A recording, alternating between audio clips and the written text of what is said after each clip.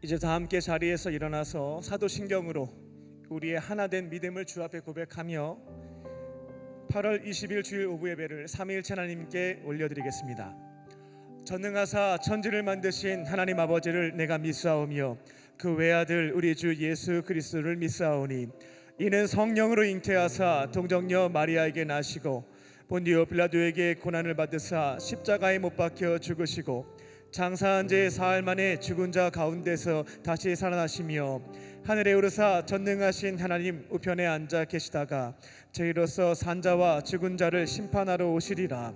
성령을 믿사오며 거룩한 공예와 성도가 서로 교통하는 것과 죄를 사하여 주시는 것과 몸이 다시 사는 것과 영원히 사는 것을 믿사옵나이다. 아멘.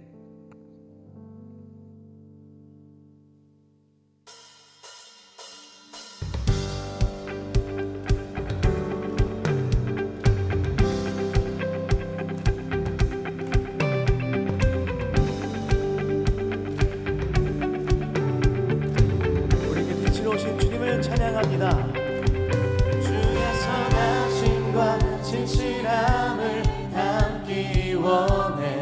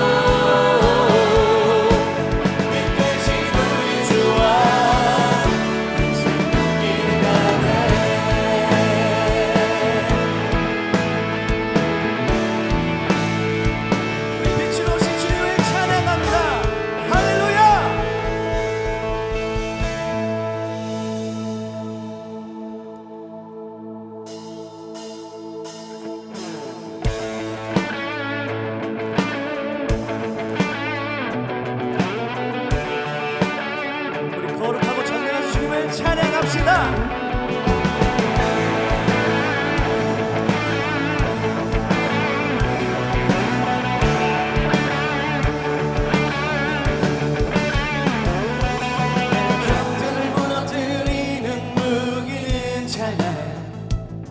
모든 불안을 이기는 무기는 찬양. 일어나 찬양하라. 주 이름 부를 때 모든 것 변화시키네. 모든 맘 다해 노래하며 주 승리 선포해. 일어나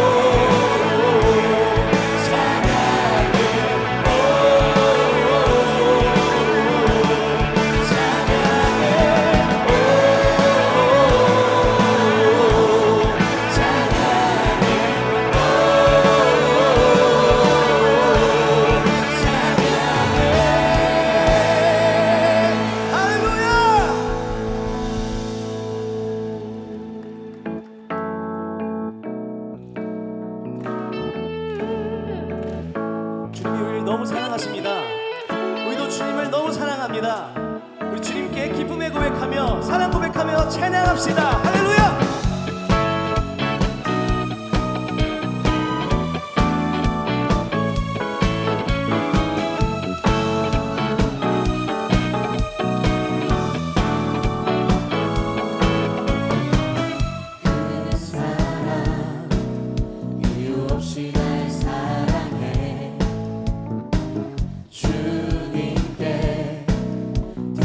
것이 나 없는데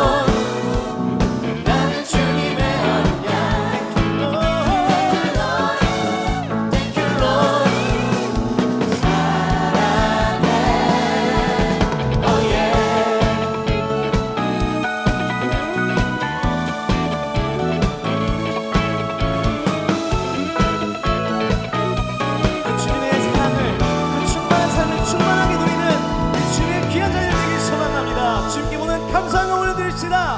할렐루야.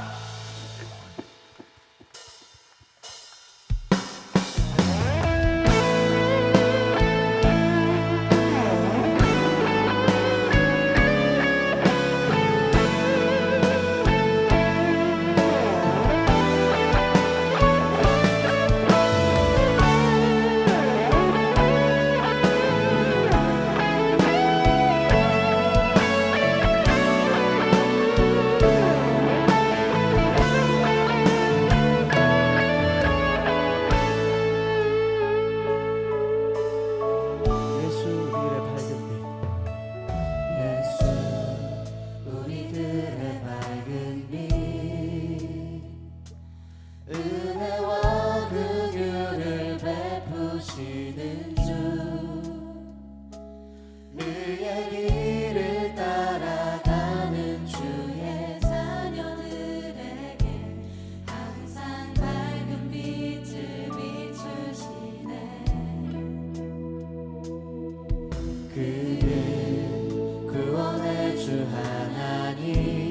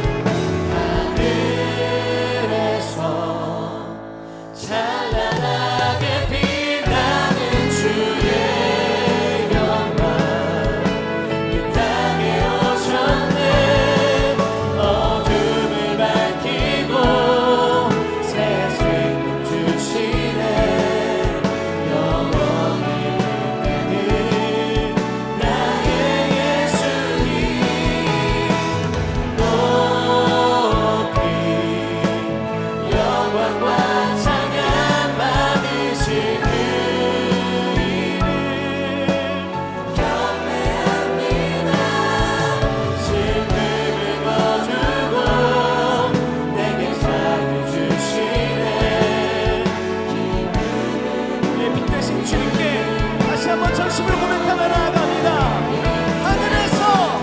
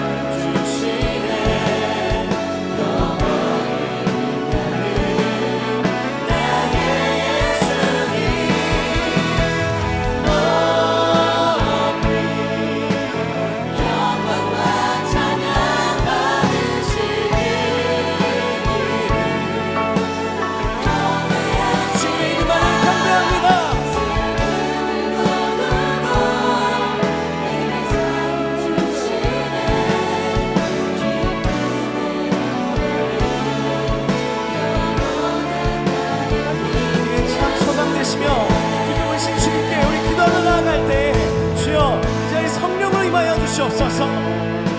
가장 높고 거룩하신 그 주님의 이름을 높일 때 우리가 성령을 함께 예배할 수 있게 하여 주시옵소서. 오늘도 우리에게 예배하여 주신 그 말씀과 그 은혜를 충만히 누리는 자들 될 수 있도록 우리 시간 주님의 이름 부르며 기도하며 나아가겠습니다.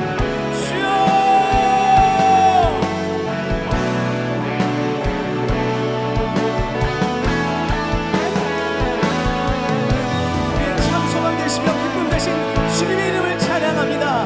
오직 그 이름만을 예배합니다.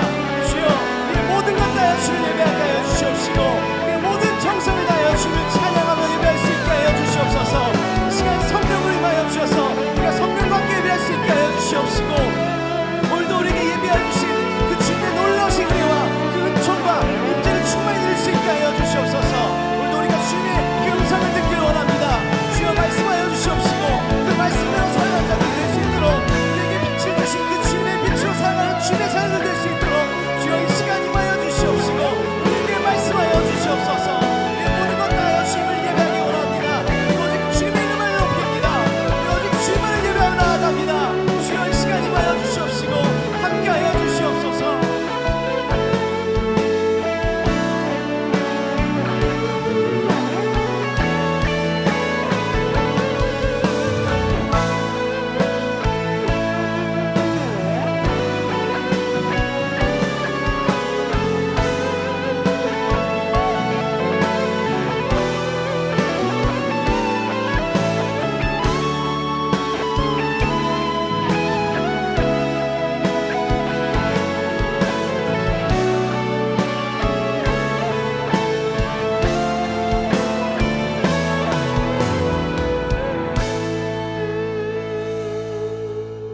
우리의 선한 목자 되시는 아버지 하나님, 자격 없는 우리를 반겨주시고 자녀 삼아주셔서 주님께 예배할 수 있게 하심을 감사드립니다. 오늘 이곳에서 드리는 우리의 예배를 받아주시고 주의 영을 부어주사 영생의 길을 나아갈 힘과 능력을 입혀주옵소서. 전능하신 하나님, 주님의 형상을 따라 지음받았지만 그 형상대로 살지 못하고 하나님을 알지 못하며 고통받고 있는 이들을 돌아보아 주시고 주님의 손으로 친히 만져주셔서 상한 영혼의 회복이 이 땅 가운데 넘치도록 일어나게 하여 주시옵소서. 예배하는 우리의 마음이 주님을 닮아가게 하시고 낮은 자리에 내려가 섬김을 실천하시며 사랑하셨던 주님을 기억하게 하사 예수 그리스도의 겸손과 온유가 넘쳐나는 우리 한 사람 한 사람 되게 하여 주시옵소서. 이 땅 대한민국을 사랑과 공의로 다스려 주사 혼탁하고 불안한 시대에 이 나라를 혼란케 하고자 하는 자들을 막아주시옵고 서로를 향한 반목과 갈등은 무너지고 예배의 회복을 통해 주시는 주님의 평화와 공의가 이 땅에 넘치게 하여 주시옵소서. 광림교회 청년부를 인도하신 하나님, 100년 전 선교사님들의 헌신과 순교 그 위에 선조들의 눈물과 기도로 이 땅에 복음의 꽃을 피우셨듯이 이제 그 열매된 우리를 통하여 이 땅 가운데 다시 복음의 역사가 일어나게 하여 주시고 26일에 있을 이번 성령한국 청년대회에 크신 능력으로 역사하여 주사 주의 청년들이 성령의 역사를 통해 믿음으로 결단하는 놀라운 역사를 허락하여 주시옵소서. 이제 주의 말씀을 듣습니다. 말씀을 대연하시는 목사님께 하나님의 영이 충만하게 하여 주시고 듣는 이들에게는 순종의 마음을 주사 기록된 말씀을 반드시 이루는 여호와 하나님을 믿고 따라가는 하나님의 동역자가 되게 하여 주시옵소서. 이 시간 예배를 위해 수고하는 모든 손길을 기억하여 축복하여 주시고 온라인으로 함께하는 이들에게도 은혜로 함께하여 주시옵소서. 이 모든 말씀 우리 주 예수 그리스도의 이름으로 기도하옵나이다. 아멘. 하늘에 계신 우리 아버지여, 이름이 거룩히 여김을 받으시오며 나라의 임하옵시며 뜻이 하늘에서 이룬 것 같이 땅에서도 이루어지이다. 오늘날 우리에게 일용할 양식을 주옵시고 우리가 우리에게 죄 지은 자를 사하여 준 것 같이 우리의 죄를 사하여 주옵시고 우리를 시험에 들게 하지 마옵시고 다만 악에서 구하옵소서. 대개 나라와 권세와 영광이 아버지께 영원히 있사옵나이다. 아멘. 오늘 우리에게 주신 하나님의 말씀은 사무엘하 12장 15절부터 25절 말씀입니다. 나단이 자기 집으로 돌아가니라. 우리아의 아내가 다윗에게서 낳은 아이를 여호와께서 치심에 심히 앓은지라. 다윗이 그 아이를 위하여 하나님께 간구하되 다윗이 금식하고 안에 들어가서 밤새도록 땅에 엎드렸으니 그 집의 늙은 자들이 그 곁에 서서 다윗을 땅에서 일으키려 하되 왕이 듣지 아니하고 그들과 더불어 먹지도 아니하더라. 이래 만에 그 아이가 죽으니라. 그러나 다윗의 신하들이 아이가 죽은 것을 왕에게 아뢰기를 두려워하니 이는 그들이 말하기를 아이가 살았을 때에 우리가 그에게 말하여도 왕이 그 말을 듣지 아니하셨나니 어떻게 그 아이가 죽은 것을 그에게 아뢰 수 있으랴. 왕이 상심하시로다 함이라. 다윗이 그의 신하들이 서로 수군거리는 것을 보고 그 아이가 죽은 줄을 다윗이 깨닫고 그의 신하들에게 묻되 아이가 죽었느냐 하니 대답하되 죽었나이다 하는지라. 다윗이 땅에서 일어나 몸을 씻고 기름을 바르고 의복을 갈아입고 여호와의 전에 들어가서 경배하고 왕궁으로 돌아와 명령하여 음식을 그 앞에 차리게 하고 먹은지라. 그의 신하들이 그에게 이르되 아이가 살아있을 때는 그를 위하여 금식하고 오시더니 죽은 후에는 일어나서 잡수시니 이 일이 어찌 됨이나이까 하니 이르되 아이가 살았을 때에 내가 금식하고 온 것은 혹시 여호와께서 나를 불쌍히 여기사 아이를 살려주실지는 누가 알까 생각함이거니와 지금은 죽었으니 내가 어찌 금식하랴. 내가 다시 돌아올 수 있게 할 수 없느냐. 나는 그에게로 가려니와 그는 내게로 돌아오지 아니하리라 하니라. 다윗이 그의 아내 밧세바를 위로하고 그에게 들어가 그와 동침하였더니 그가 아들을 낳음에 그의 이름을 솔로몬이라 하니라. 여호와께서 그를 사랑하사 선지자 나단을 보내 그의 이름을 여디디아라고 하시니 이는 여호와께서 사랑하셨기 때문이더라. 아멘.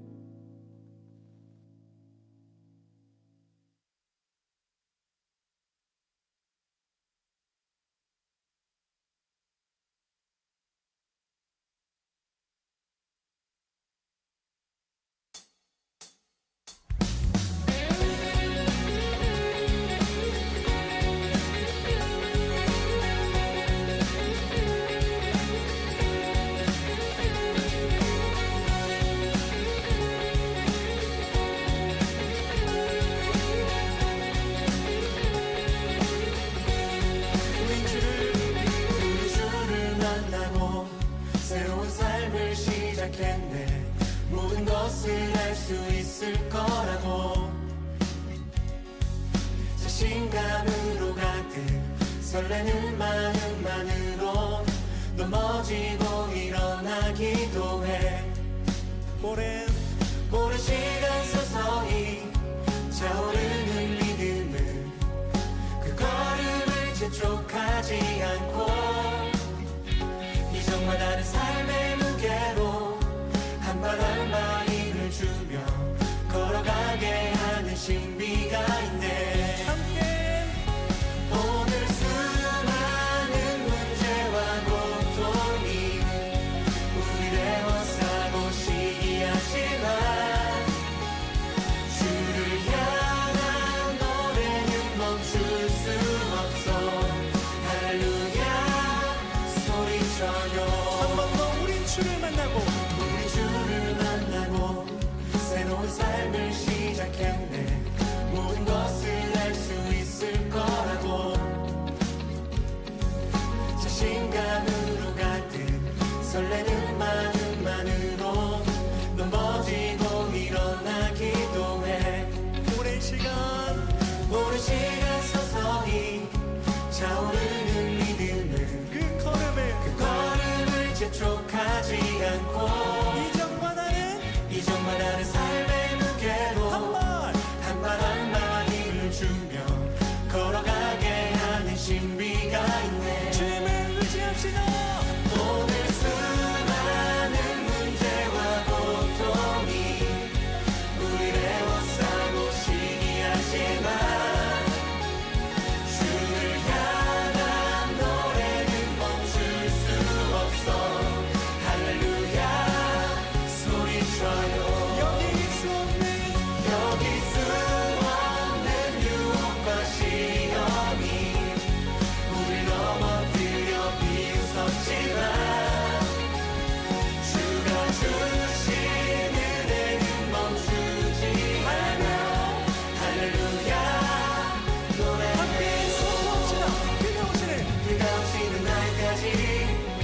그가 부르시는 때까지 끝나지 않는 무거운 질문을 지고 그날의 모든 것들에 의심이 사라질 때면 우리의 모든 시간이 그들을 향해서 그가 오시는 날까지 그가 부르시는 때까지 끝나지 않는 무거운 질문을 지고 그날의 모든 것들에 의심이 사라질 때면 변하지 않는 사랑의 후회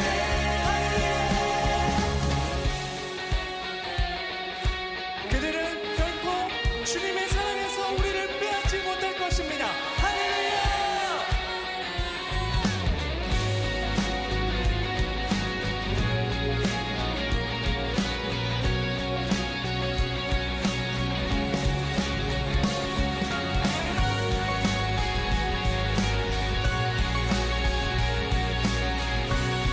한번더 선포합시다. 오늘 수많은 문제와 고통이 우리를 애워싸고 시기하지만 주를 향한 노래는 멈출 수 없어 할렐루야 소리쳐요 여기 수 없는 유혹과 시험이 우릴 넘어뜨려 비웃었지만 주가 주신 은혜는 멈추지 않아 할렐루야 노래해요 여기 수 없는 유혹과 시험이 우릴 넘어뜨려 비웃었지만 주가 주신 은혜는 멈추지 않아 할렐루야 노래해요 할렐루야! 주의 사랑은 멈추지 않습니다. 그 은혜를 허락하신 주님 감사합니다.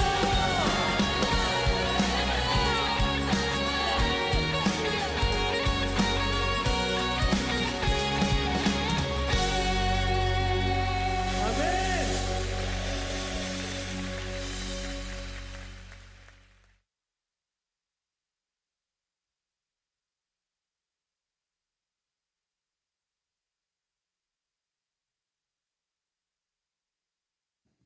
LF 워십팀의 귀한 찬양에 큰 은혜 받으신 줄로 믿습니다. 우리는 매 순간 현재를 살아갑니다. 이 현재라고 하는 것은 살아계신 하나님께서 우리에게 주신 선물과도 같죠. 영어 단어만 봐도 그렇습니다. 현재를 영어로 표현하자면 프레젠트라고 하죠. 근데 프레젠트에는 또 다른 뜻이 한 가지가 있습니다. 뭐냐면 선물입니다. 이 단어의 뜻만 보더라도 현재라고 하는 것은 하나님께서 사랑하는 자들에게 주신 너무나 소중한 선물과 같다라는 것입니다. 그런데 하나님께서 우리에게 주신 이 현재라는 이 선물을 망치는 덫이 두 가지가 있습니다. 하나는 과거라는 덫이고 또 다른 하나의 덫은 미래라는 것입니다. 과거에 있었던 실수, 잘못, 실패라고 하는 것이 우리의 발목을 딱 붙잡아서 현재를 살지 못하게 만들곤 합니다. 때로는 우리의 불확실한 미래와 불투명한 장래를 생각해 보면 내 마음에 두려움과 불안함이 엄습해 오게 되죠. 아직 일어나지 않은 일임에도 불구하고 그 미래에 대한 걱정 때문에 나에게 선물로 주신 지금 이 시간 현재를 살지 못한다라는 겁니다. 오늘 본문에는 과거의 잘못, 큰 죄악으로 인하여 현재를 살지 못하는 사람이 등장합니다. 과거의 죄로 인하여 발목이 딱 잡히다 보니까 선물로 주신 시간을 만끽하지 못하는 것입니다. 그는 바로 다윗입니다. 하나님의 마음에 합한 사람이라는 평가를 받았던 위대한 왕이기도 했지만 그는 인생사에서 하나님의 마음에 들지 않는 행동들도 적지 않게 했습니다. 근데 다윗이 저지른 악행들을 보게 되면 아마 처음 듣는 분들은 큰 충격을 받으실지도 모르겠습니다. 죄질이 좀 나빠요. 하지만 이를 통해서 우리는 한 가지 진리를 깨닫게 됩니다. 유한한 인간이라는 존재는 모두가 다 비슷하다라고 하는 점입니다. 현실적으로 우리 곁에 있는 사람들이 이렇게 보게 되면 참 훌륭하신 것 같아요. 내가 보더라도 참 좋은 사람인 것 같다라는 이들이 있고, 때로는 좀 부족해 보이고 연약해 보이고 못나 보이는 사람들이 있기도 합니다. 세상에서는 사람이 가지고 있는 외모와 소유하고 있는 것들을 통해서 훌륭한 사람과 그렇지 못한 사람으로 구분하는데, 성경을 보면 그 기준이 다른 것을 볼 수가 있습니다. 성경에서 훌륭한 사람은 어떠한 사람이냐면 하나님과의 관계가 바른 사람, 관계가 좋은 사람이 훌륭한 사람이고요, 하나님과의 관계가 깨어진 자들이 나쁜 사람들입니다. 다윗이 여러 면에서 출중한 능력과 성품과 기질을 가지고 있었기 때문에 훌륭한 사람으로 판단되는 것이 아니고요, 다윗이 그나마 성경에서 위대한 사람으로 기록될 수 있었던 것은 하나님과의 바른 관계를 꾸준히 지켜갔다라는 데 이유가 있다라는 것입니다. 하나님만 붙잡고 하나님과 바른 관계를 지켜가는 사람들을 하나님께서 절대 가만히 내버려 두시지 않죠. 그에게 필요한 것들을 다 주시고 책임져 주십니다. 다윗에게 지혜도 주고 능력도 주고 악행을 저지르게 되면 책망해서 돌아서게도 만들고 선한 일을 감당할 수 있도록 능력도 주시고요, 하나님과 바른 관계를 그가 지켜갔기 때문에 훌륭한 사람의 모습을 지켜갈 수 있었다라는 것입니다. 그런데 오늘 본문을 보게 되면 하나님과의 관계가 무너지기 시작했고, 그때 나타났던 것은 사악한 인간의 모습이었다라는 겁니다. 악한 본성을 가지고 있는 그 인간의 그 내면이 고스란히 드러나 보이는 다윗의 모습을 보게 됩니다. 우리와 똑같다라고 말하기도 조금 부끄러울 정도로 더 못되고 사악한 일을 저질렀던 것이 다윗이었습니다. 오늘 본문 10절을 보게 되면 하나님은 나단 선지자를 통해서 다윗에게 왜 이와 같은 문제가 발생했는지 정확하게 짚어주시죠. 너가 의지가 좀 박약했다, 너가 보니까 자질이 조금 딸렸다, 이런 표현 없습니다. 너가 나의 말씀을 업신여겼기에 하나님과의 관계가 깨어졌기에 이와 같은 문제가 생겼다라고 지적해 주셨던 겁니다. 다윗 이전까지 막 문제가 많아요. 저희가 청년 때에는 여러 가지 어려움들이 많다 보니까 하나님을 붙잡고 오히려 더 믿음 지켜가며 사는 모습들이 있죠. 근데 청장년이 되고 장년이 돼서 직업도 안정화되기 시작하고 가정도 이루어져서 평안한 마음들을 갖게 되면 그때 하나님을 멀리하는 모습들이 나타나거든요. 붙잡을 필요가 별로 없는 거예요. 다 웬만큼 해결되고 안정이 되었으니까. 다윗도 통일 왕국의 왕이 되고 이제 안정기가 되었습니다. 그러니까 이제 하나님 붙잡을 게 없어요. 내가 만든 왕국이 이제는 잘 돌아가는 상황이었습니다. 그러니까 하나님을 찾지 않게 되고 표현을 보게 되면 업신여겼던 겁니다. 무시한 거죠. 인간이 하나님을 무시하게 되면 어떤 증상이 나타나냐면 내가 하나님이 됩니다. 하나님의 자리에 그분을 앉도록 하지 않고 업신여기게 되면 하나님의 왕좌 보좌에 내가 앉죠. 내가 곧 하나님이 되어서 내 악한 본성이 통제가 되지가 않아요. 내 멋대로 하면서 사악한 일을 저지르는 것이 인간의 실존임을 사무엘하 12장을 보게 되면 정확하게 볼 수가 있다라는 겁니다. 다윗은 하나님과의 관계가 멀어졌고요, 나에게 주어진 것도 이제 사업이 잘 되면 그때부터 조금 게을러지기 시작하거든요. 그 전까지는 정신 하나도 없죠. 왕국이 안정되니까 게을러집니다. 하나님이 주신 자리에 대한 소명의식과 성실함을 놓치게 됐을 때 뻥 하고 사고가 터지게 됐던 겁니다. 그는 자신의 충신이었던 우리아의 아내였던 우리아, 그 장군의 아내 바세바를 범하게 되었고, 이를 조용히 덮기 위해서 말도 안 되는 일을 저지르게 됩니다. 동침을 했으니까 간음을 한 거죠. 불륜을 저지른 겁니다. 근데 아이가 나올 것 같아요. 아이가 생길 것 같아요. 문제가 커진 겁니다. 그래서 이걸 어떻게 덮으려고 했냐면 마치 막장 드라마 같은데 암몬과 전쟁을 하고 있었던 우리아 장군을 전투 현장에서 왕궁으로 불러들입니다. 상황 보고하라고. 그런 다음에 잘 먹인 다음에 집에 들어가서 좀 쉬라고 얘기를 해요. 아내와 동침하라는 거죠. 바세바의 불륜으로 인하여 아이가 생길지도 모르는 가능성이 생겼잖아요. 그때 빠르게 우리아를 동침시켜서 아이가 생긴다 할지라도 내 아이가 아니라 우리아가 동침해서 생긴 아이다, 이렇게 덮으려고 했던 것이 다윗의 계략이었다라는 겁니다. 야비한 모습이죠. 하나님의 마음에 합한 자 다윗이 정말 이와 같은 일을 저질렀는가? 그 전에 있는 성경 구절을 보게 되면 정확하게 확인해 보실 수 있겠습니다. 근데 우리아 장군이 거절해 버려요.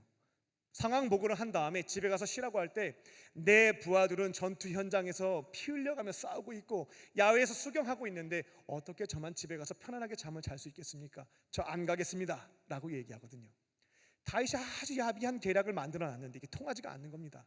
그래서 두 번째로 했던 일은 뭐였냐면, 우리아가 전투 현장에 갔을 때 그 상관에게 어떤 명령을 내리냐면 죽을 수밖에 없는 전투 현장으로 보내라고 해요. 그렇게 우리아가 목숨을 잃게 됩니다. 장례가 끝나고요, 밧세바를 데려왔던 것이 다윗이었다라는 겁니다. 아마 지금 여러 가지 막장 드라마들이 많이 나올 텐데요, 이 정도 급 흔히 볼 수 없을 겁니다. 이게 바로 우리가 그토록 훌륭한 사람이다라고 얘기하는 다윗이 저질렀던 범죄의 내용이었습니다. 지금 다윗은 하나님께서 나에게 주신 권한을 가지고 악한 일을 선택하는 죄를 범하게 되었습니다. 하지만 다윗만 욕할 것은 없습니다. 우리들도 동일하게 죄악된 본성을 가지고 있기 때문에 권력을 가지게 되어 어느 누구의 통제도 받지 않는 상태가 되면 이와 같은 일을 언제든지 저지를 수 있다라고 하는 것을 기억하셔야 되겠습니다. 인간 안에 있는 본성이라고 하는 것은 하나님을 그분 자체로 인정해드리고 그분의 통제와 그분의 사랑 안에 머물 때 이게 조절이 가능한 거거든요. 하나님을 업신여기게 되면 내 안에 있는 악한 본성과 음욕과 정욕과 욕망이 꿈틀거려서 이와 같은 일을 다윗뿐만 아니라 우리도 저지를 수 있다라는 것입니다. 말씀을 보면 다윗은 처음에 이를 죄로 여기지 않았습니다. 수치스럽게 생각하지도 않았습니다. 주변에 있는 신하들은 잘못인 줄 알았지만 절대 권력자에게 사욕신이 되어 목숨 걸고 충원하는 사람들도 없었습니다. 그런데 오늘 본문에서 발견할 수 있는 큰 은혜는 하나님께서는 사랑하는 그 자를 포기하시지 않는다라는 점에 있습니다. 버리지 않는다라는 것이죠. 하나님은 죄를 범하고 수치도 여기지 않고 부끄러워하지도 않는 다윗에게 나단 선지자를 보내서 지금 너가 죄를 범했다는 사실을 깨닫게 하십니다. 다윗은 다행이었습니다. 나단 선지자를 통해서 듣게 된 하나님의 책망의 음성을 거절하지 않고 그 자리에서 인정합니다. 그리고 그 다음부터 죄책감에 사로잡히게 되죠. 죄책감이라고 하는 것은 죄에 대해서 그 죄에 대한 책임을 느끼는 감정, 이것을 죄책감이라고 합니다. 내가 나쁜 짓을 저질렀어요. 근데 이전에는 크게 신경 쓰지 않았습니다. 이게 얼마나 하나님 앞에 큰 죄인지, 내 곁에 있는 사람에게 얼마나 큰 아픔을 주었는지 이제 그 책임을 느끼게 되는 거죠. 이게 바로 죄책감입니다. 다윗은 자신의 죄에 대한 문제를 알게 되었고 하나님과 우리아와 밧세바와 태어나게 된 아이에게 얼마나 큰 잘못을 저질렀는지 그 책임을 통감하며 고통을 겪게 됩니다. 그렇게 나에게 선물로 주신 현재의 시간을 보내지 못하게 됩니다. 하나님께서는 이 죄책감에 사로잡힌 다윗에게 세 가지 방식으로 일하게 됩니다. 그렇게 죄책감에서부터 자유함을 허락해 주시게 되죠. 오늘 선포되는 말씀을 붙잡고 각자의 삶에서 성령께서 주시는 레마의 말씀을 붙잡고 순종하심으로 내 안에 있는 나의 현재를 발목 잡고 있는 죄책감에서부터, 죄에서부터 자유함을 얻으시고 주님이 주신 선물로 주신 현재를 주와 함께 풍성한 은혜 가운데 살아가는 저와 여러분 되시기를 주님의 이름으로 축원합니다. 첫 번째로, 하나님은 나단을 통해 책망하십니다. 나단을 통해 죄에 대해서 알려주십니다. 사람은 자기가 할 일을 제대로 하지 않을 때 문제가 생기게 된다라는 점을 알 수가 있습니다. 하나님이 허락하신 삶의 자리에서 주어진 역할과 사명들이 있죠. 이것을 게으르게 하기 시작할 때 거기에서부터 사탄이 틈타서 문제가 생기는 것을 보게 됩니다. 다윗은 통일 왕국의 왕이 되었고 그가 잘한 것의 결과물이 아니고요, 하나님의 은혜로 그 왕국이 안정화되기 시작했죠. 그러면 이제 안정화된 왕국에서 결국 주인은 하나님이시니 그분께서 나에게 왕의 권력을 주셨을 때에는 내가 해야 될 역할이 있기 때문에 주신 거거든요.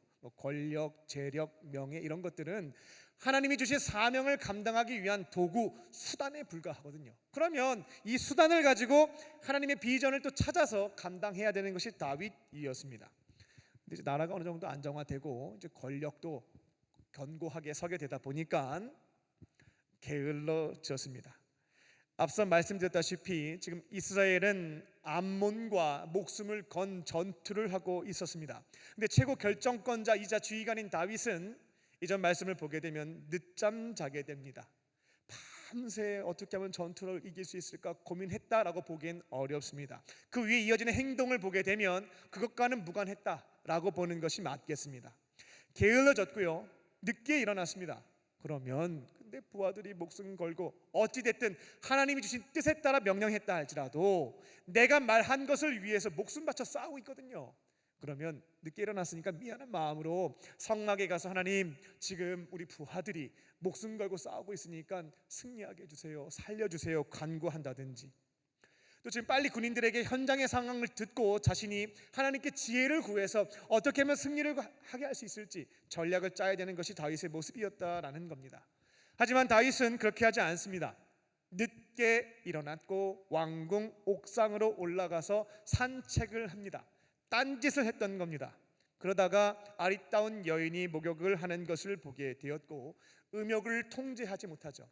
하나님과 관계가 바르게 되어 있으면 그런 마음이 들 수는 있습니다. 하지만 하나님의 영이 그와 같은 음욕을 다스려 주시죠.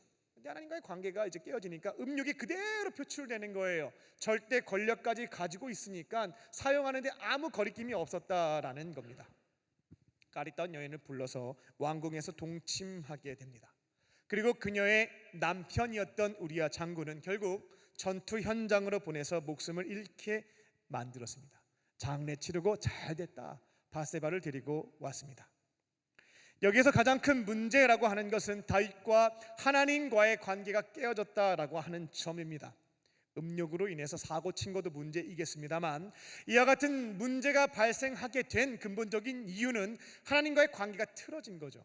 여러분도 삶의 현장에서 여러 가지 자꾸만 사건 사고가 발생하고 내가 사고 치고 있어요. 그러면 빨리 돌아봐야 되는 것은 하나님과의 관계가 어떻게 되어 있는가, 내가 지금 하나님을 업신여기고 있지는 않은지 그 점을 돌아봐야 되겠다라는 겁니다. 이것부터 해결을 다윗이 해야 되는데 그렇게 하지는 못합니다. 그런데 계속해서 말씀을 제가 쭉 보게 되면요, 하나님 정말 좋으신 분이세요. 자신을 업신여기는 자 또한 사랑하는 자에 해당되는 경우 찾아오시는 것을 볼 수가 있습니다. 하나님은 관계가 끊어진 상태에서 자기 욕망과 정욕에 휩싸여서 막장으로 치닫고 있는 다윗을 불쌍히 여기시고 가만히 내버려 두시지 않습니다. 아무리 말씀하셔도 듣지 않아요. 찾지 않기 때문에 말씀하실 통로도 끊긴 상황이기도 합니다. 나단 선지자를 보내신 거죠. 그리고 다윗에게 무엇이 죄인지 깨닫게 하십니다. 오늘 본문 12장 1절을 보게 되면 하나님께서 나단 선지자를 보내셨다라고 기록되어 있습니다.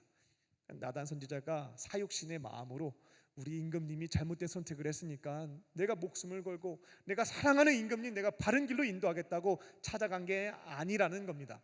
하나님이 다윗을 사랑하셔서 나단 선지자는 두려워했지만 그를 보내셨다라는 겁니다. 나단 선지자는 다윗에게 찾아가서 직설적으로 말했다가는 목이 달아날 수가 있잖아요. 그래서 지혜를 가지고 이야기 먼저 왕에게 들려주는 방식을 선택하게 됩니다. 왕에게 어떤 일이 발생됐는데 잘 한번 들어보시라고 어떻게 하면 좋겠냐고 묻게 된 거였죠. 성읍에 2명의 사람이 살았습니다. 한 명은 부자이고 한 명은 가난한 사람입니다. 부자는 소유한 게 엄청 많았습니다. 근데 가난한 자는 가진 것이라고는 암양 하나밖에 없었습니다. 그러니까 암양이 너무나 귀하고 소중해서 같이 먹고 같이 노래도 부르고 잘 때 같이 안고 자고 가족처럼 딸처럼 키웠다. 라고 얘기를 해주죠. 그런데 부자가 어떤 나그네가 갑자기 방문했는데 내가 가지고 있는 소와 양을 죽이기 너무 아까운 거예요. 이 나그네를 위해서 쓰기가 아까운 거예요. 그래서 가난한 사람이 딸처럼 키운 암양을 빼앗아다가 죽이고 줬다는 거예요. 이야기를 다윗에게 들려주게 됩니다. 다윗이 그 말 듣고 열받아합니다. 분노해요. 내가 하나님께 맹세하겠는데 그 부자는 죽어야 된다, 처벌받아야 된다 라고 말하게 되죠. 그리고 그 암양을 죽였다면 4배로 갚아줘야 된다고 선포하게 됩니다. 그때나 지금이나 크게 다르지 않은 것 같아요. 이 힘이 있는 자들의 특징 중 하나인데 내로남불, 내가 하면 다 로맨스고 남이 하면 굉장히 엄격한 기준을 가지고 불륜이다 바로 지적하고 비난하는 거죠. 다윗이 막 그렇게 소리치니까 나단이 대답하게 됩니다. 죄송한데요, 그 부자가 바로 당신입니다. 그 부자가 바로 다윗 왕 당신이에요 라고 얘기를 해주게 됩니다. 가만히 생각해 보니까 내가 그 부자인 거죠. 크게 충격을 받습니다. 내가 그와 같은 죄를 저질렀구나. 하나님은 사랑하는 자들을 죄악의 길로 걸어가도록 절대로 내버려 두지 않습니다. 방치하지 않아요. 근데 이런 케이스가 있기는 해요. 심판이 확정된 자들은 그 죄를 저지르도록 내버려 두십니다. 저희가 언론을 통해서 악한 일을 저지른 자가 심판받지 못하고 오히려 더 잘 먹고 잘 살고 있다라고 하면 분개하지 마시고요, 이렇게 빨리 신앙 안에서 정리하십시오. 불쌍하다, 저 사람은 회개할 기회조차 주시지 않는 겁니다. 징계가 주어지게 되면 죄를 깨닫고 돌아서겠죠. 근데 하나님께서 봤을 때 이 사람은 이제 벌밖에 남은 게 없어요. 이런 경우에는 회개의 기회를 주시지 않고자 징계하시지 않습니다. 가만히 죄를 짓도록 내버려 주신다라고 하는 것이 로마서 말씀에 있죠. 하나님은 다윗을 사랑하셨기 때문에 그가 죄를 짓고 영벌받지 않도록 하기 위하여 나단 선지자를 보내셨고 죄를 깨닫고 돌아설 수 있도록 도와주셨다라는 겁니다. 오늘 본문에서 이 점을 꼭 기억하셨으면 좋겠어요. 하나님이 죄를 깨닫게 하기 위해서 하셨던 방식이 무엇이었냐? 나단을 보내는 것이었습니다. 사람, 내 곁에 있는 사람, 그 사람을 통해서 무엇이 죄인지 알게 하셨다라는 거죠. 다윗이 하나님과의 관계가 좋았다면 기도의 자리에서 혹은 말씀을 보는 그 자리에서 그 죄에 대한 책망이 있었을 겁니다. 10절에 있는 것처럼 하나님을 업신여기고 있는 상황이었어요. 기도의 자리에서 찾지도 않았고 말씀을 듣고 있는 상황이 아니었습니다. 그러니까 하나님이 마지막으로 택하셨던 방식은 나단, 사람을 통해서 가장 가까이에 있는 그 사람을 통해 무엇이 죄인지 깨닫게 하셨다라는 겁니다. 그 때문에 우리가 적용을 해야 되겠죠. 하나님은 여러분 곁에 가장 가까이에 있는 사람을 나단으로 삼아서 나의 잘못과 죄악을 책망하실 수 있다라는 겁니다.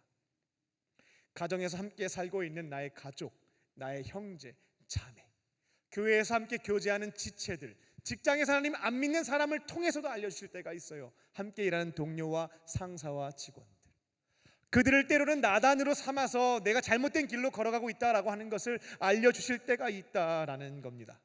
그래서 우리는 늘 귀를 열고 있어야 되겠습니다.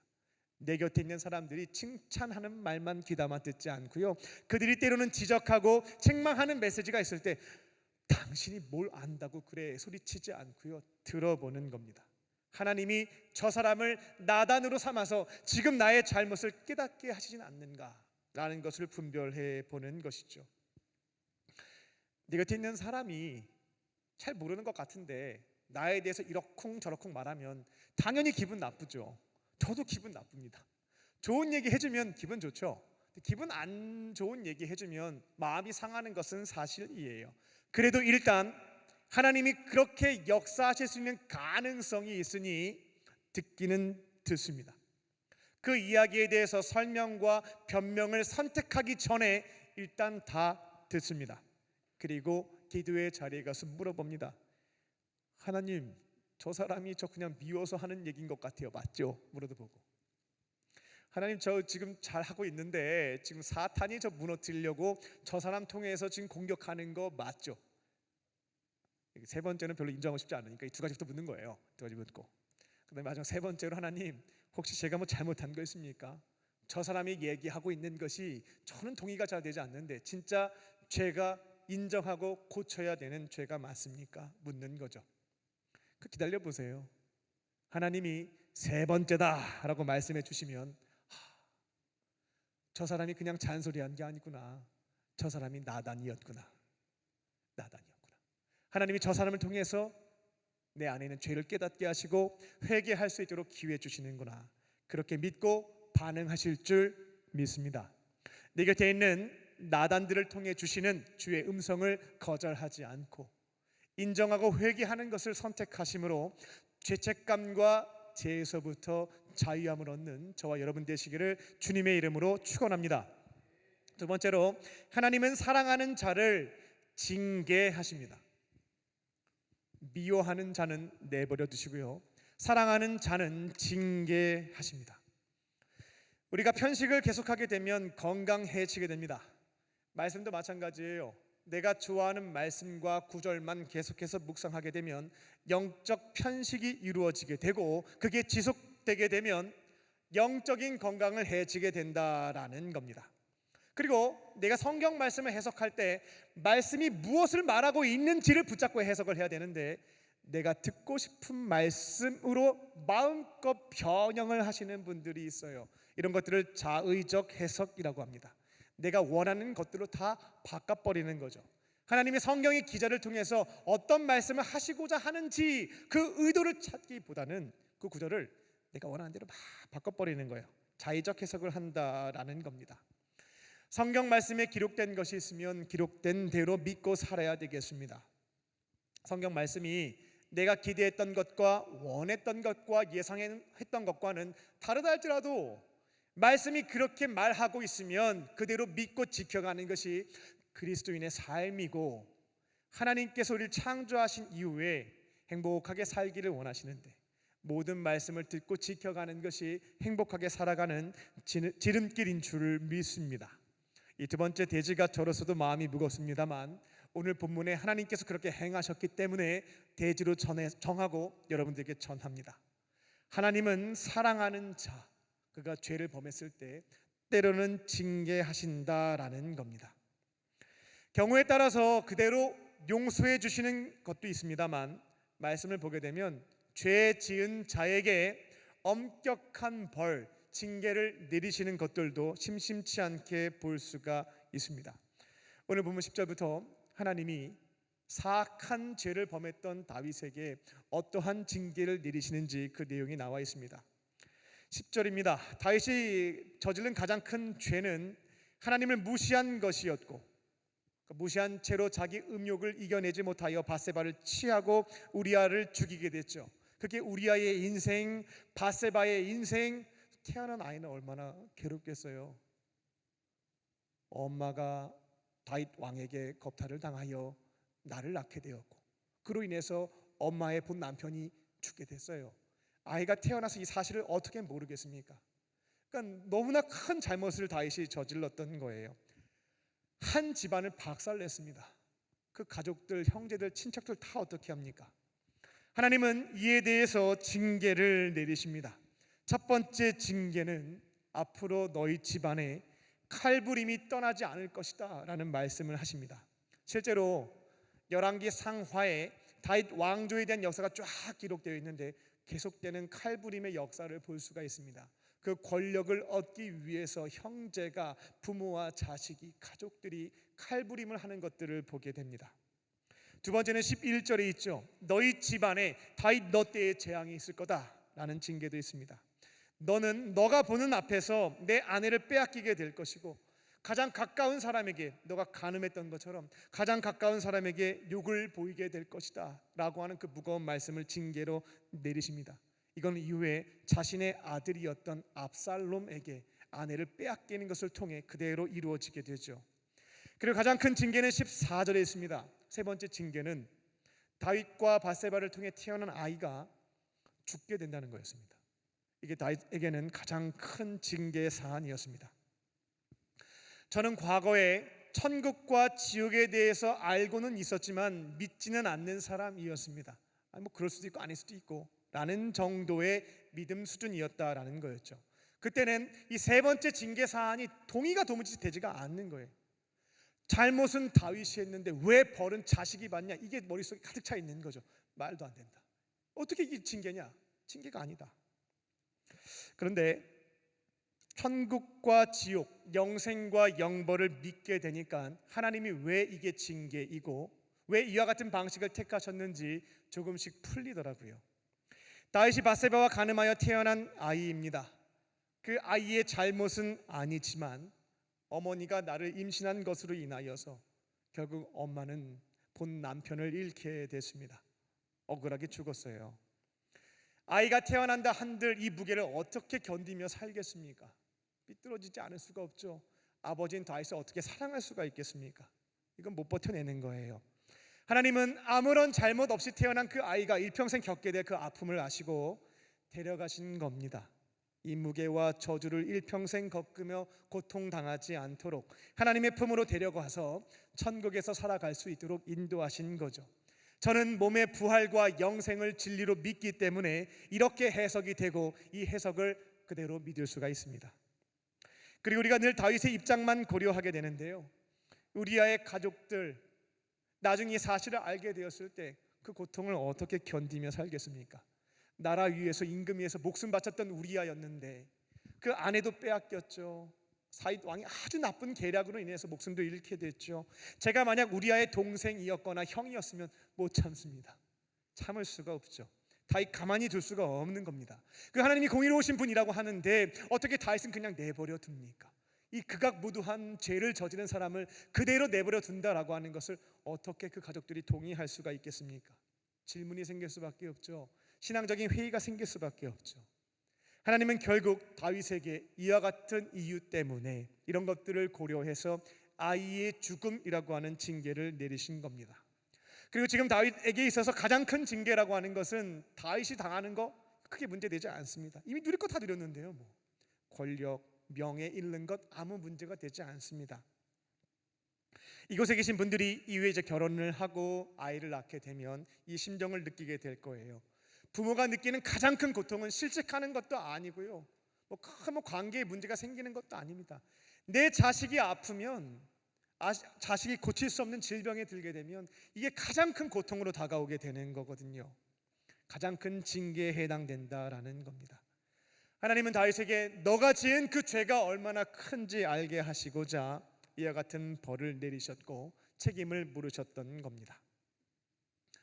우리의 인생에서 고통의 문제가 찾아올 때가 있습니다. 우리는 하나님의 절대 주권을 믿는 그리스도인들이기 때문에 또 모든 것이 하나님의 섭리임을 신뢰하기에 하나님이 나에게 이와 같은 고통을 주신 데에는 분명한 이유가 있을 것이다 라고 하는 생각, 관점을 갖게 되죠. 그때 우리가 선택하게 되는 해석의 틀은 세 가지가 있습니다.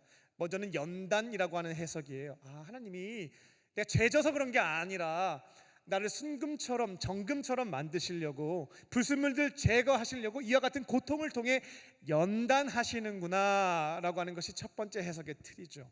두 번째는 영적 공격입니다. 내가 의롭게 살아가는데, 주를 위해 살아가는데 사탄이 지금 분노하고 있구나. 그래서 저 사람을 통해서 나를 넘어뜨리려고 영적으로 공격하고 있다. 두 번째 틀이죠. 여기까지 머무는 경우들이 있는데요, 세 번째 틀이 무겁겠지만 우리 그리스도인들은 가지고 있어야 되겠습니다. 왜냐하면 하나님은 사랑하는 자를 때로는 징계하시기 때문에 그렇습니다. 나에게 고통이 다가온다면 세 번째 관점의 틀로 보는 겁니다. 하나님, 제가 회개해야 될 죄가 있습니까? 이 점을 묵상하는 것이죠. 근데 하나님께서 말씀하시는 것들이 있어요. 그러면 그때 다윗처럼 자백하고 내 죄를 회개하는 것입니다. 절망에 빠지실 필요는 없겠습니다. 하나님은 여러분들을 망치려고 징계하시는 게 아닙니다. 이 징계를 통해 죄책감에서부터 해방도 시켜주고 내 안에 있는 죄에 대한 부담에서부터 자유함을 주시고자 고쳐주시려고 징계하셨다라는 거예요. 그 점을 기억하셔야 되겠습니다. 병원에 갔습니다. 제가 간 게 아니라 예화예요. 오해하지 마세요. 병원에 갔습니다. 종합검진을 받았습니다. 근데 선생님이 암이 있네요 라고 말씀하시는 거예요. 빨리 수술해야 되겠다 라고 말씀하셔서 급하게 수술 날짜도 받았습니다. 큰 수술을 장시간 받았습니다. 근데 수술 끝에 경과가 좋다고 해요. 그러면 환자와 그 가족들은 의사 선생님에게 어떻게 이야기할까요? 왜 나한테 저기 암 있다고 얘기해 줬냐고, 나한테 왜 이렇게 긴 시간 수술했냐고 따지는 환자와 가족들 한 명도 없습니다. 고개 숙여 인사하죠. 너무 고맙다고, 선생님 덕분에 병을 발견했고 선생님 덕분에 치료했다고, 너무나 감사하다고 계속해서 인사드리게 되죠. 하나님께서는 여러분을 사랑하셔서 무엇이 죄인지 알려주시기 위해서, 또 그 죄를 제거해 주심으로 다시는 그 죄가 반복되지 않도록 나단 선지자를 통해서 알려주신 것이고, 징계를 통해서 죄를 뿌리채 뽑아 주신 것이다 라는 겁니다. 다른 거 없어요. 그 죄에 넘어지지 않도록 죄에서부터 자유함을 주시고자 사랑하는 자에게 일정 기간 징계를 주셨다라는 겁니다. 죄를 깨닫게 될 때도, 징계를 받을 때에도, 징계가 끝났을 때에도 우리는 어떠한 마음과 자세를 가져야 되겠는가? 감사하고 죄송한 거죠. 감사하고 죄송한 거죠. 여러분이 믿는 하나님은 사랑의 하나님만 해당되지 않습니다. 사랑과 공의의 하나님이십니다. 하나님은 공의로우신 분이시기 때문에 죄에 대해서 가만히 내버려 두시지 않습니다. 때에 따라서는 징계하신다라는 거예요. 주시는 징계가 있을 때 낙심하여 넘어지지 마시고요, 하나님이 나를 고치시기 위해서 죄를 깨닫게 하시고 징계하시는구나, 고맙고 감사한 마음, 죄송한 마음으로 받으시고요, 이제는 죄에서부터, 모든 죄책감에서부터 해방을 얻는, 자유함을 얻는 저와 여러분 되시기를 주님의 이름으로 축원합니다. 끝으로 하나님은 회개한 자를 회복시키십니다. 회개한 자를 회복시키십니다. 13절을 보게 되면 다윗은 나단 선지자의 책망의 메시지를 듣고, 다행이죠, 핑계대지 않습니다. 설명하지 않습니다. 변명하지 않아요. 회피하지 않습니다. 그대로 그 자리에서 자백합니다. 내가 하나님께 죄를 졌습니다. 제가 그 부자가 맞습니다.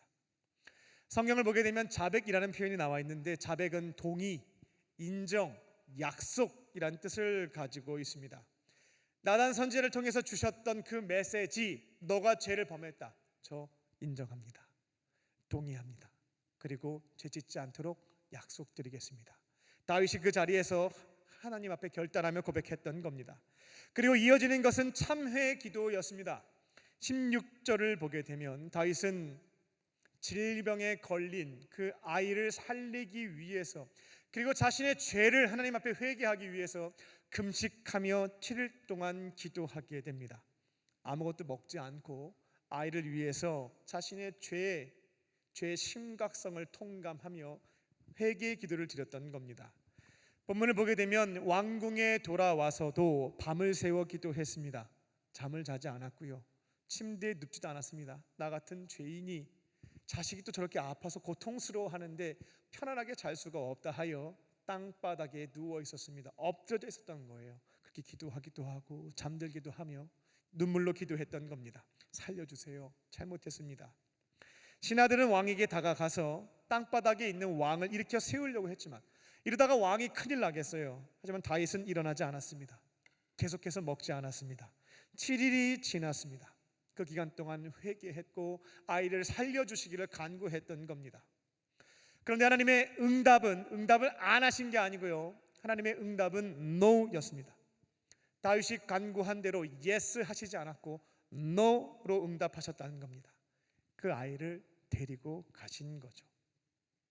공의로우신 하나님께서, 모든 것을 다 알고 계시는 그분께서 아이를 위해서도, 밧세바를 위해서도, 우리아의 남은 가족들을 위해서도, 다윗을 위해서도 이 아이를 데려가는 것이 가장 선한 일이다 라고 결정하시고, 너가 이 뜻은 다 알지 못한다 할지라도 너를 위해서 나는 NO로 응답한다 라고 말씀해 주신 겁니다. 그렇게 아이가 죽었습니다. 20절을 보게 되면 다윗의 이상 행동이 나타나기 시작합니다. 아이가 죽었다고 하면 더 먹지 않고 쓰러져 있어야 될 것 같은데 갑자기 일어나서 목욕을 했습니다. 머리를 빗기 시작했고 기름을 발랐어요. 새 옷으로 갈아입었습니다. 그리고 성막에 가서 하나님을 원망하고 비난할 줄 알았는데 막 경배와 찬양을 드리는 거예요. 그러니까 신하들이 아이를 잃고 왕이 어떻게 됐다라고 판단했던 겁니다. 7일 동안 목숨 걸고 기도했는데 어떻게 하나님 이렇게 안 들으실 수 있냐고 따질 줄 알았는데 경배와 찬양을 드리고 있는 거예요. 그리고 왕궁에 돌아와서 갑자기 먹기 시작합니다. 아무것도 먹지 않았던 그 왕이 자식을 잃었는데 막 밥을 먹기 시작하는 거예요. 왕이 미쳤구나, 큰일 났다, 염려하기 시작했습니다. 묻게 되죠. 왜 그렇게 하셨냐고, 왜 그렇게 하시냐고. 다윗이 대답을 하게 되는데 그 대답 안에서 다윗이 이와 같은 이상 행동, 정확히 말씀드리자면 정상 행동을 할 수 있었던 것은 그에게 두 가지 믿음이 있었기 때문에 가능했던 일입니다. 먼저는 하나님이 회개한 자에게는 더 이상 그 죄를 묻지 않으시기에 성경을 보게 되면 기억조차 하시지 않는다는 말씀이 있습니다. 다윗은 7일 동안 자신의 죄를 인정했고 금식하며 회개했습니다. 그리고 징계도 받았죠. 하나님께서 그렇게 응답하셨다라고 하는 것은 나의 회개를 받으신 것을 의미하였기에 이제 오늘부터 하나님은 내 죄를 기억조차 하시지 않는 것입니다. 그러니까 빨리 회복해서 지금 하나님께서 나에게 주신 하루, 주신 사명을 위해서 살아가야 한다라고 하는 선택을 했던 겁니다. 하나님께 용서받았고 기억조차 하시지 않는 그 죄 때문에 내가 지금 주어진 현재를 더 망칠 수는 없다라는 것이었죠. 두 번째는 다윗은 부활과 영생을 믿었기에 자식을 잃은 그 슬픔과 고통을 견딜 수가 있었습니다. 23절을 보게 되면 다윗은 놀랍게도 몸의 부활과 영생을 믿고 있었던 사람이었습니다. 구약 성경을 보게 되면 부활과 영생에 대한 내용들이 많지가 않아요. 그래서 그 당시 사람들 중에는 이 땅에 사는 동안 하나님의 복 받으며 사는 것이 언약 백성이다라는 이해를 갖추고 있었던 사람들이 많이 있었습니다. 근데 다윗은 부활과 영생을 알고 있었죠. 그래서 신하들에게 이렇게 얘기하게 돼요. 아이는 지금 죽었지만 끝이 아니라고. 언젠가 나도 그 아이 곁으로 돌아가게 될 거라고. 그 아이가 나에게 돌아올 수는 없지만 언젠가 나는 그 아이 곁으로 돌아가게 될 거라고. 그렇기 때문에 괜찮다라고 답변한 겁니다. 아이의 죽음이 영원한 이별, 영결이 아니고요. 다시 만날 소망이 있었기 때문에 그 슬픔을 이겨내고 하나님이 지금 나에게 주신 현재, 선물로 주신 그 시간, 그 사명을 위해서 다시금 힘을 내었던 것입니다. 말씀을 맺겠습니다. 하나님은 사랑하는 자들이 죄를 범하게 되었을 때 스스로 깨닫지 못한다면 방치하시지 않습니다. 내 곁에 있는 나단을 통해서 책망하시는 거예요.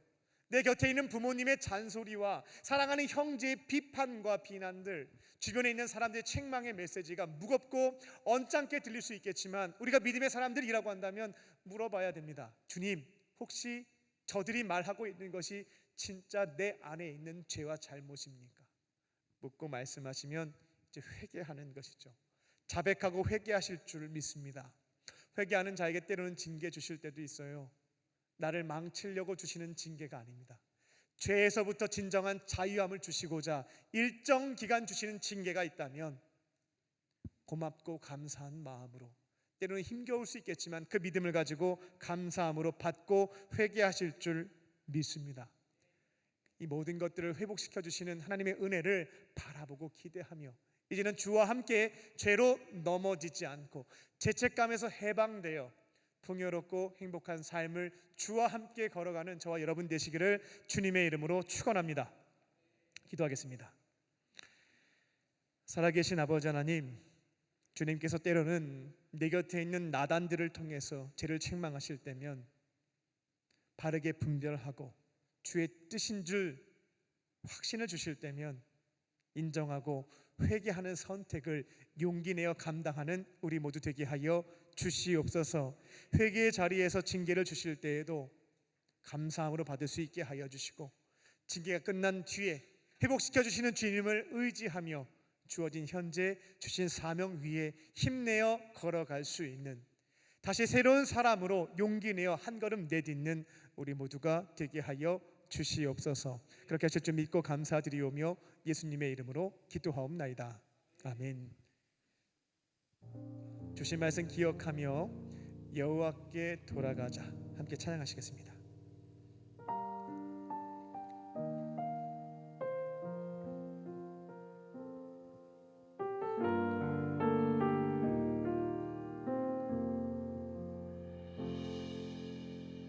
내 백성이 나를 떠나 돌아섰지만 내 사랑이 내 백성을 포기 못하니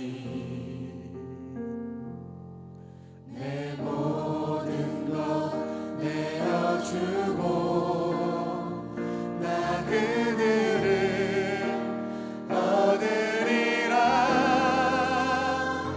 여호와께 돌아가자. 우린 돌아서도 그는 변치 않네. 여호와께 돌아가자. 우린 넘어져도 그 사랑 영원하네. 여호와께 돌아가자. 우린 돌아서도 그는 변치 않네.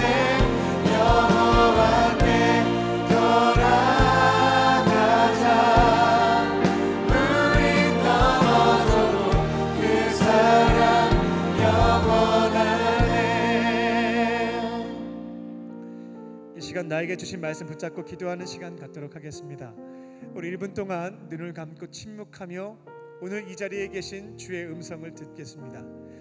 설교 말씀을 내 입장에서 기억하려고 노력하지 마시고요. 편안하게 기다려 보시면 내게 주시는 말씀과 관련된 상황들을 보여주십니다.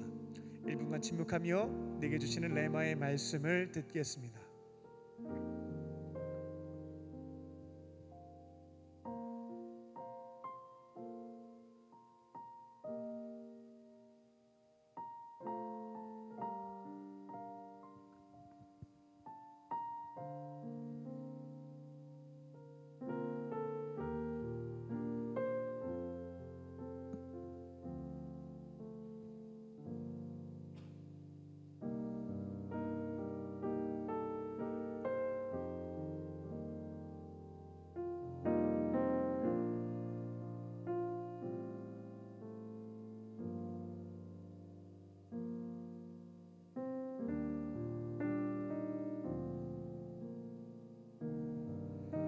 이제 각자에게 주신 말씀 붙잡고 기도하겠습니다.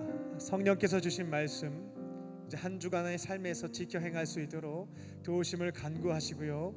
주의 음성이 안 들린다 하시는 분들은 설교를 통해서 내가 새롭게 깨닫게 된 점, 도전받은 말씀을 가지고 그대로 살아갈 수 있게 해달라는 결단의 기도를 주 앞에 드리시면 되겠습니다. 그리고 토요일날 있을 성령한국 청년대회에 성령의 임재와 역사가 강건하심이 있을 수 있도록 성령 충만함과 부흥이 임할 수 있도록 기도해 주시기 바랍니다. 이 시간 주여 한번 부르시고 우리 합심하여 통성으로 접히 기도하겠습니다. 주여.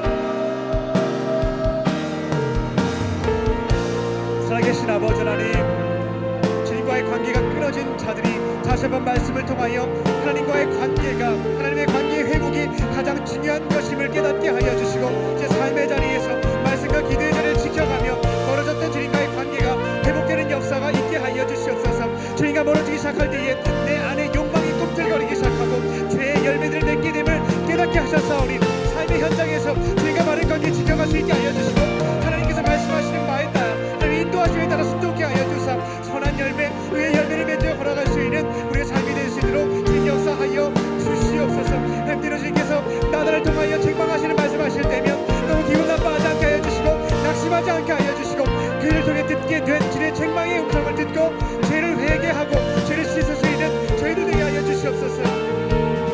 때로 주님께서 징계하실 때도 있습니다. 징계를 달게 받게 하여 주시고 그 시간들을 선언을 보고 견딜 수 있게 하여 주시고 이제 더 이상 죄로 인하여 부르지지 않게 하여 주시고 죄책감에 발목 잡히지 않게 하여 주시고 이제는 새로운 삶으로 결단하며 걸어갈 수 있는 복된 인생 될 수 있도록 주의 축복하여 주시옵소서.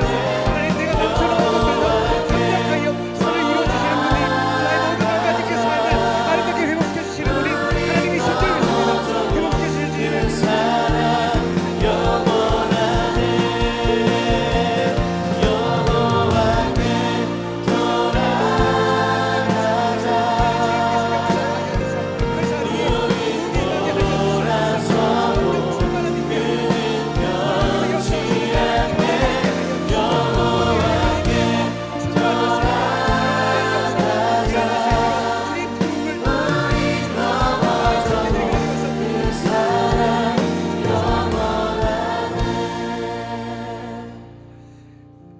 사랑과 은혜가 충만하신 아버지 하나님, 내 곁에 있는 나단들을 통하여 나의 죄를 깨닫게 하실 때면 거절하지 않게 하시고 감사함으로 받고 주 앞에 나의 죄를 자백하며 회개하는 저희들 되게 하여 주시옵소서. 때로는 그 징계가 무겁게 느껴진다 할지라도 사랑하는 그분께서 나를 죄에서부터 고쳐주시기 위해 이와 같은 수술 시간을 허락하셨음을 신뢰하며 소망을 품고 견디어가게 하여 주시옵소서. 모든 징계가 끝났을 때 합력하여 선을 이루어 주시는 하나님께서 나의 실수와 잘못도 선하게 사용하여 주실 것임을 믿고 기대하게 하여 주시고, 나의 잘못으로 인하여 아픔을 겪은 자들을 회복시키시고 세워주실 것임을 신뢰하며 새로운 마음으로 오늘 주어진 현재를 주와 함께 승리하며 살아갈 수 있는 우리 모두가 되게 하여 주시옵소서. 성령한국 청년대회가 6일 남았습니다. 하나님 없이 어두운 가운데 있는 모든 청년들의 발걸음을 인도하여 주사 장충체육관에서 빛 대신 예수님을 인격적으로 만나게 하여 주시고 성령의 강권적인 역사와 은혜로 충만하게 채워주사 각 사람이 부흥을 경험케 하여 주시옵소서. 과거에 기록되어 있었던 성경에 남아있는 부흥이 오늘 이 삶의 현장에서 이루어지게 하여 주사 참여한 모든 자들이 성령 충만함 경험할 수 있게 하여 주시고 성령의 강건하심으로 변화를 경험할 수 있는 은혜의 자리가 될 수 있도록 주님 역사하여 주시옵소서. 모든 간절한 기도의 제목들 들어주실 것을 믿사오며 살아계신 예수님의 이름으로 감사하며 기도 올리옵나이다. 아멘. 우리에게 말씀을 주신 주님께 감사의 박수 올려드리겠습니다.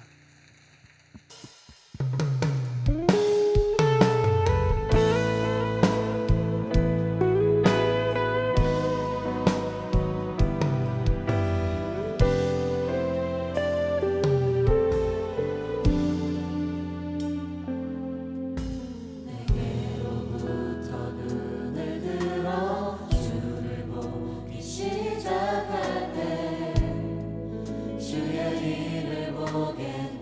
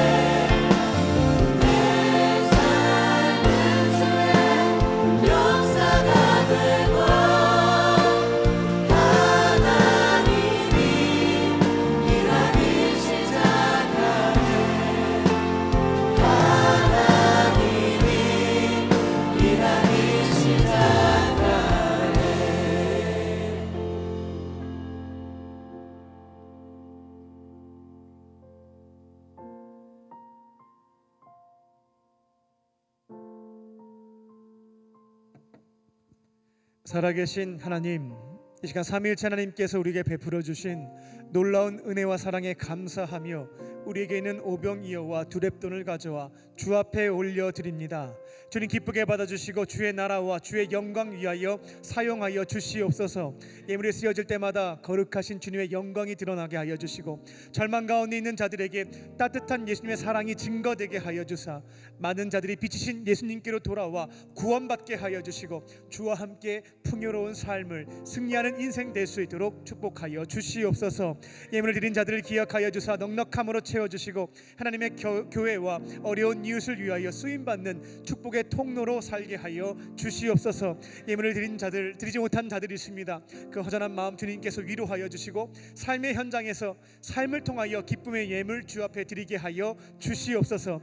이 시간 마음과 육체와 영혼의 질병이 있는 자들 위하여 중보합니다. 은과 금은 내게 없으나 내게 있는 것 내게 주노니 곧 나사렛 예수의 이름으로 모든 질병은 떠나갈지어다. 성령께서 아픈 부위에 친히 안수하여 주시고 기름 부어 주사 모든 상처와 아픔과 질병에서부터 온전한 치유와 회복을 경험케 하여 주시옵소서. 성령께서 치유의 은총을 내려 주셔서 모든 것들을 회복될 수 있게 하여 주시고 삶의 자리에서 하나님을 부정하는 자들에게 하나님은 살아계시고 내 삶에 역사하셨음을 증언함으로 많은 자들 주품에 돌아올 수 있게 하는 증인으로 살아갈 수 있는 축복을 내려 주시옵소서. 이제 주의 말씀 붙잡고 삶의 현장으로 돌아갑니다. 하나님께서 죄를 책망하실 때면 감사함으로 받게 하여 주시고 회개와 징계도 달게 받게 하여 주사 이제는 더 이상 죄책감과 죄에 무너지지 않게 하여 주시고 주와 함께 승리하는 삶, 선한 열매 위에 열매를 맺는 우리의 인생 되게 하여 주시옵소서. 그렇게 하실 줄 믿고 감사드리오며 예수님의 이름으로 기도하옵나이다. 아멘.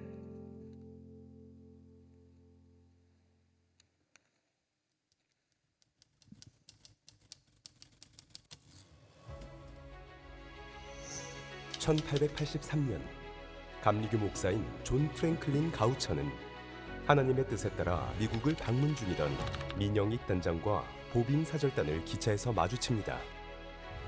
이 특별한 만남을 통해 가우처 목사는 한국 선교에 대한 열정을 갖게 되고 미국 감리교회의 지원을 요청하여 한국 선교에 초석을 마련합니다. 이후 맥클레이 선교사를 비롯해 아펜젤러, 스크랜턴, 언더우드 선교사는 전도, 의료, 교육, 여성사업, 그리고 3.1운동으로 대표되는 나라사랑을 실천했고 어둠으로 가득했던 조선 땅에 복음의 빛이 비치기 시작합니다.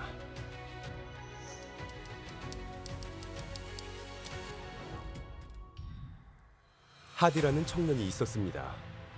그는 함경도와 강원도 일대에서 의류 선교와 교회 개척을 위해 힘썼으나 별다른 성과를 거두지 못한 채 깊은 절망과 실패감에 빠져 있었습니다. 1903년 하디 선교사는 원산에서 열린 선교사들의 연합기도 모임에서 성령 충만함을 받았고 이어진 사경회에서 자신의 죄를 성도들 앞에서 고백함으로 삶이 변화되기 시작했습니다. 하디로부터 시작된 회개운동은 원산 대부흥의 도화선이 되었고 원산 대부흥은 1907년 평양 대부흥으로 평양 대부흥은 한국교회의 부흥으로 이어졌습니다.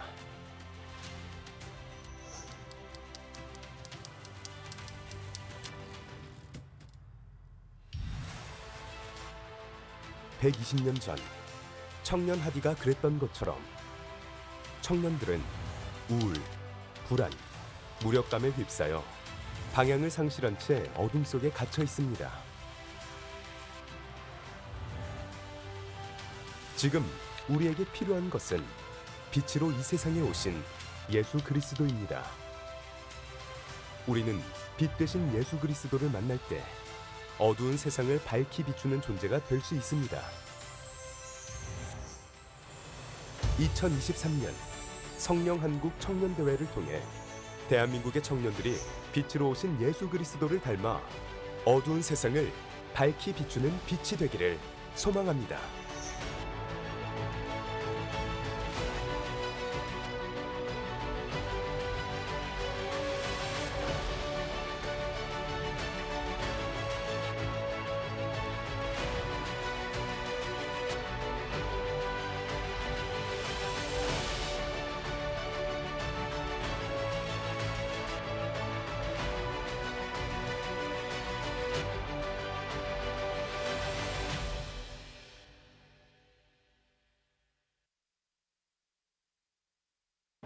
안녕하세요.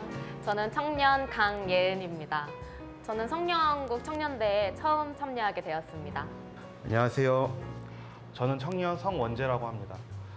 저는 이번에 또 다시 한번 성령한국 청년대회에 참여하게 되었습니다. 성령한국 청년대에 참여하셨었죠. 어떤 경험이나 순간들이 좀 제일 감동적이었나요? 저는 청년들이랑 같이 함께 즐겁게 찬양하고 또 하나님의 은혜를 경험했고 경배할 수 있었던 모든 시간들이 가장 크게 은혜로 다가왔던 것 같습니다. 이번에는 어떤 경험을 더 하고 싶으세요? 이번 대회는 코로나 이후에 다시 시작되는 청년 집회다 보니까 지난 집회처럼 많은 청년들이 한 자리에 모이고 하나님을 찬양하고 예배하는 경험을 또 하고 싶은 것 같습니다. 이번 대회에 처음 참여해 보신다고 했는데 많은 청년들이 함께 예배하는 이 대회의 열기나 하나님께서 주시는 말씀에 대해서 어떤 기대가 있으실까요? 그 큰 공간을 청년들이 모여서 채우고 또 다 같이 찬양하고 기도한다는 게 제가 사는 이곳에서 가능하다고 생각이 잘 안 들어서 그런지 상상이 좀 잘 안 가고 그렇지만 한편으로는 기대도 되고 그런 것 같습니다. 대회를 다녀온 후에 나에게 어떤 변화가 있을 것 같나요? 청년의 때에만 가능한 열정 다한 예배가 있다고 생각을 하는데요. 그 예배에 불을 지피는 시간이 되기를 바랍니다. 개인 신앙생활이나 개인의 삶에 있어서 어떤 영향을 받기를 원하나요? 이 땅에 하나님이 남겨놓으신 렘넌트들이 아직 이렇게 건재하구나, 이 땅을 이끌어갈 다음 세대가 우리구나 라는 그런 희망과 책임감을 일깨우는 시간이 되기를 기대합니다. 이번 성령한국을 통해서 자매님을 사랑하시는 하나님에 대해서 정말 깊게 경험하시고 또 자매님을 사랑하시는 하나님을 꼭 만나게 되시길 소망하고 또 제가 깊이 중보하겠습니다. 저도 형제님을 포함한 많은 청년들이 하나님의 은혜 안에서 기쁨과 감사를 누리는 그런 예배가 될 수 있기를 중보하고 같이 기도하겠습니다. 그러면 성령한국 청년대회에서 뵙겠습니다. 네. 그럼 가실까요?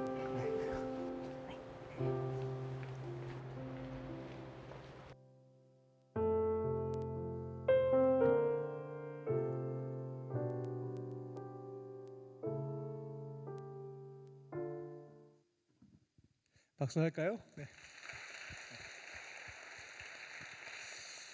할렐루야. 네, 우리 옆에 있는 분들과 하나님은 당신을 사랑하십니다 라고 고백하며 우리 성도의 교제를 나누겠습니다. 하나님은 당신을 사랑하십니다. 당신을 사랑하십니다. 성령한국 청년대회가 돌아오는 토요일 오후 2시에 장충체육관에서 있습니다. 계속 기도할 때 하나님께서 저에게 주셨던 감동은 그 자리에 부흥이 있다입니다. 부흥이 있다. 부흥이라고 하는 것은 성령의 강력한 임재와 역사와 변화를 뜻합니다. 그 자리에 부흥이 있습니다. 제가 선포하는 이 말씀을 들을 때 이게 저에게 주신 하나님의 음성이 맞다면 여러분 안에 계신 성령께서 감동을 주실 거고요. 제가 착각한 것이라면 어떠한 감흥도 없을 겁니다. 그 자리에 정말 부흥이 있겠구나라는 감동이 있으신 분들은 오십시오. 나중에 다 끝난 다음에 이런 분들이 있어요. 그때 갈걸. 껄껄껄 인생은 오늘로써 마감하시고요. 부흥이 있다라고 설교의 자리에서 선포가 되었습니다. 믿음으로 반응하셔서 그 자리에 나오셔서 부흥을 경험하는 청년들 되시기 바랍니다. 성령의 강력한 역사와 임재와 은혜와 변화가 있는 시간이 확실합니다. 2달간 행사를 이번 대회를 준비할 때요, 이벤트 행사든 콘서트가 되기 위해서 준비한 적 없습니다. 연합하여 하나님께 예배 드리기 위해서 준비해 왔고 2달의 기간 동안 하나님께서 의심 많은 저에게 내가 그 자리에 부흥을 주겠다라고 하는 것을 알려주시고자 계속해서 사인으로 주셨던 것들이 있습니다. 기드온이 미디안과의 전투에서 이길 수 있을까 너무 두려워하다 보니 이길 수 있다는 걸 알려주시고자 사인을 계속해서 주시거든요. 저도 이 집회에 하나님의 부흥과 역사가 있을까라고 하는 의심이 제 안에 있으니까 강권하여 제가 말하지 못하는 겁니다. 괜히 왔다가 목사님 때문에 갔는데 지겨워서 너무 힘들었어요 라는 비난을 받게 되지 않을까라는 두려움이 하나님이 일하지 않으시면 어떻게 하지? 라는 어떤 의심이 제 안에 있어 왔던 것이 사실인데요. 이제 한 주간 기도하면서 내렸던 결론은, 주신 말씀은 부흥이 있다, 예배하는 자리에 부흥이 있다입니다. 감동이 있으신 분들은 부흥의 현장에 참여하셔서 성령의 임재를 경험하시고 새로운 삶, 하디 선교사가 경험했던 것처럼 주와 함께 살아가는 새로운 삶을 나와 내 곁에 있는 친구들과 가족들과 이웃들과 경험하시기를, 껄껄껄대지 않고 주인공 되시기를 다시 한번 주님의 이름으로 권면을 드립니다. 다른 광고는 주부를 참고해 주시기 바랍니다. 오늘 교회 처음 나오신 새 가족 있습니다. 호명하시면 자리에서 일어나 주시기 바랍니다. 중심으로 환영하겠습니다. 박신우님, 최윤수님, 장태우님, 카드 안 내셨지만 처음 나오신 분은 인도자와 함께 자리에서 일어나 주시기 바랍니다. 중심으로 환영해 드리겠습니다. 자리에서 일어나실까요? 나의 사랑, 나의 자녀, 너의 하나님 여호와 내 맘에 계시니 너를 구원하셨네. 나의 사랑, 나의 자녀, 너의 이름 언제나 기억하고 계시니 주의 영광으로 가득 채우리라. 우리 박수하며 축복하겠습니다. 네, 우리 처음 나오신 두 분 위해서 잠시 기도하겠습니다. 살아계신 하나님, 오늘 이곳에 하나님께서 사랑하시는 청년들을 보내주시니 감사합니다. 다양한 계기로 교회에 찾아왔지만 그 발걸음을 인도해 주신 분은 하나님이신 줄 믿습니다. 아버지 하나님의 품에서 참된 평화와 안식을 누리게 하여 주시고 예수님의 사랑 안에서 행복한 삶이 되게 하여 주시옵소서. 앞으로는 외롭게 혼자 지내지 않게 하시고 예수님과 믿음의 형제 자매들과 함께 행복하고 거룩하게 살게 하여 주시옵소서. 모든 것 감사드리오며 예수님의 이름으로 기도합니다. 아멘. 우리 박수하며 축복하겠습니다. 우리 모두 자리에서 일어나셔서 주님께 결단의 찬양 올려드리겠습니다.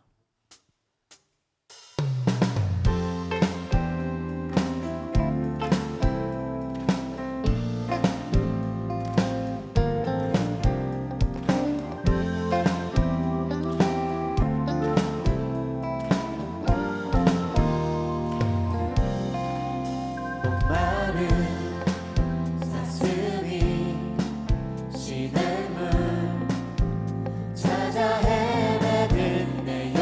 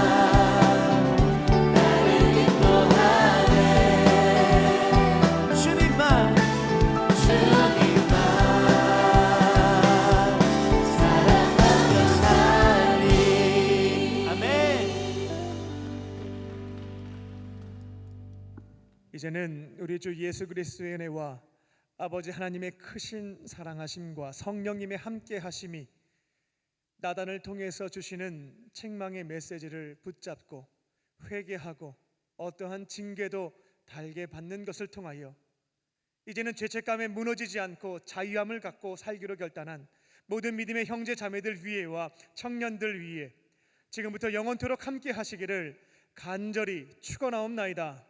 아멘.